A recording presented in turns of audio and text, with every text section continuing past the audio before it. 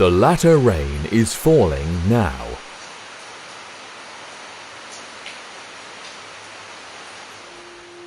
Christians throughout time have eagerly anticipated the latter rain. Be glad then, ye children of Zion, and rejoice in Yahuwah your Elohah, for he hath given you the former rain moderately, and he will cause to come down for you the rain, the former rain, and the latter rain in the first month. Joel 2 verse 23, King James Version. The early rain was given at Pentecost, and was an incredible demonstration of divine love and power. It enabled the early church to take the gospel message to the then known world in a single generation. Many Christians expect the outpouring of the Holy Spirit in latter rain power to cleanse them of sin and get them ready to take the closing gospel message to the world. And it will, just not in the way most are expecting. Deuteronomy contains an overlooked verse that reveals the latter rain is quite different than what has been expected, and it is already being poured out. Give ear, O ye heavens, and I will speak, and hear, O earth, the words of my mouth. My doctrine shall drop as the rain, my speech shall distill as the dew, as a small rain upon the tender herb, and as the showers upon the grass. Deuteronomy 32, verses 1-2, King James Version. According to the word of Yahuwah, recorded in Deuteronomy, the latter rain is much more than power to speak convincingly. It is doctrine. The Holy Spirit is given to instruct. Yahushua clearly explained this when he said, I tell you the truth, it is expedient for you that I go away. For if I go not away, the Comforter will not come unto you. But if I depart, I will send him unto you. And when he is come, he will reprove the world of sin, and of righteousness, and of judgment. I have yet many things to say unto you, but ye cannot bear them now. Howbeit, when he, the Spirit of truth, is come, he will guide you into all truth, and he will show you things to come. John 16, verses 7-8 and 12-13, King James Version. The Holy Spirit is poured out in latter rain power to educate the humble learner in the truths of heaven. The latter rain, then, is new light. In order for the soul to be purified of sin, in order for the remnant to take the last invitation of mercy to the world, in order for any to be ready to meet Yahushua when he comes, more truth is needed. Yahuwah knows this. He has lovingly provided the latter rain to teach the final generation what they need to know in order to get ready for heaven. Truths buried under layers of ignorance, superstition, and man-made traditions are restored under the life-giving showers of the latter rain. And this is already happening. The Father never disappoints his children when they hunger and thirst for rays of divine light. Infinite love withholds no truth that will strengthen and equip the soul on its earthly journey. Yahushua declared, Blessed are they which do hunger and thirst after righteousness, for they shall be filled. Matthew 5, verse 6, King James Version. Yahuwah rewards those who diligently seek for greater light. Those who value and follow truth regardless of the cost reap rich spiritual rewards. Yahuwah deepens their love for truth with new rays of light from his throne of grace. Such marvelous spiritual gifts, however, bring with them tremendous spiritual responsibility. It is the individual's duty to share with others what has been learned. It is also his privilege to continue to study out still more truth. Those who cling to old customs and hoary errors have lost sight of the fact that light is ever increasing upon the path of all who follow Yahushua. Truth is constantly unfolding to the people of Yah. We must be continually advancing if we are to follow our leader. It is when we walk in the light that shines upon us, obeying the truth that is open to our understanding, that we receive greater light. We cannot be excusable in accepting only the light which our fathers had 100 years ago.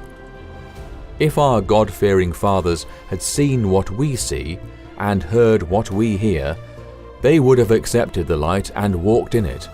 If we desire to imitate their faithfulness, we must receive the truths open to us, as they received those presented to them.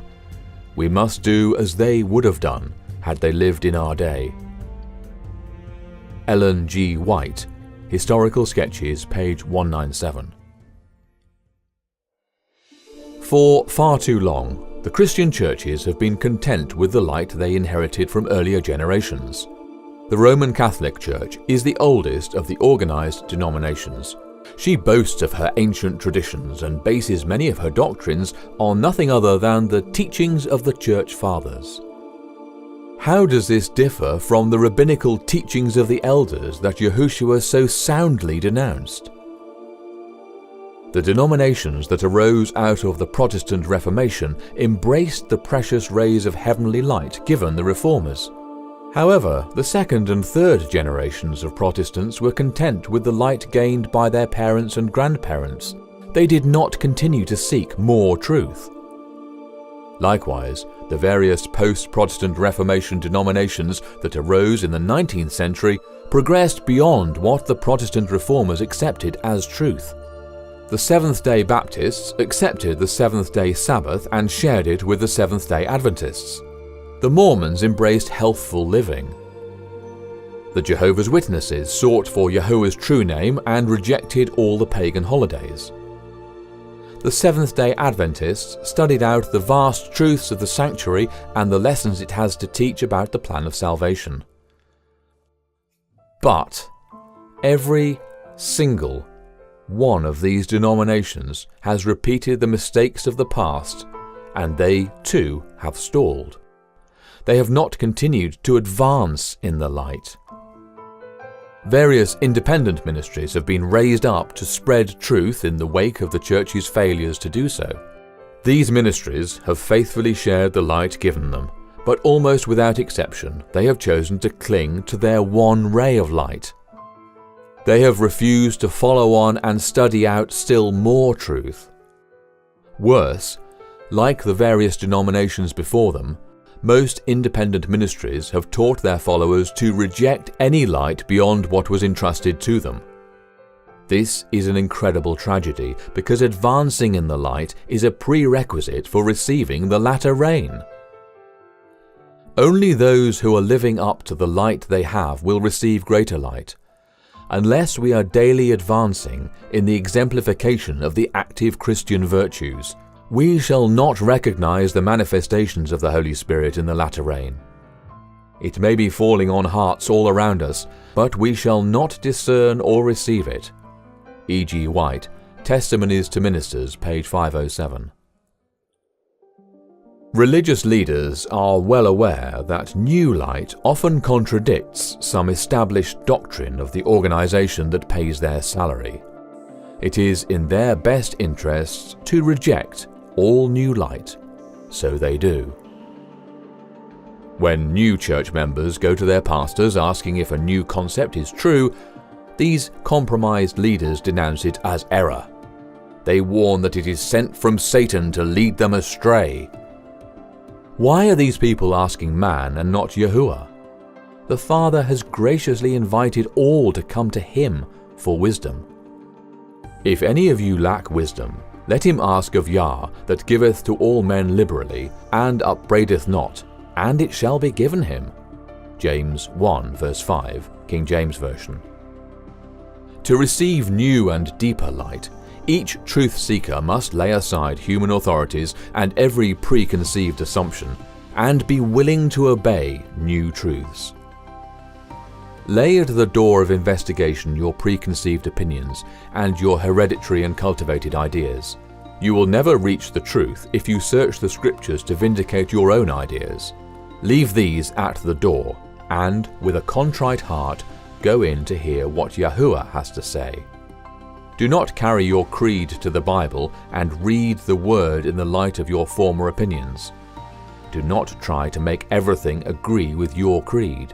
Search the Word carefully and prayerfully with a mind free from prejudice. If, as you read, conviction comes, and you see that your most cherished opinions are not in harmony with the Word, do not try to make the Word fit these opinions. Make your opinions fit the Word. Do not allow what you have believed or practiced in the past to control your understanding. Open the eyes of your mind to behold wondrous things out of the law. Find out what is written, and then plant your feet on the eternal rock. Ellen G. White, Manuscript Releases, number 209, pages 431 to 432. Heaven's truths are to be diligently sought for. These are to be carefully studied and eagerly accepted.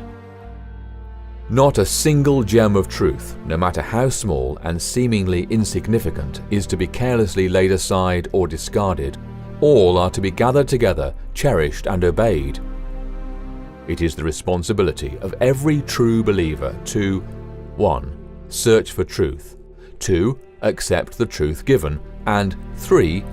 Live a life in conformity to revealed light. To be fully accepted, truth must be obeyed. And it is when the heart determines to obey that the soul is sanctified. Obedience sanctifies the soul. This is an extremely important point.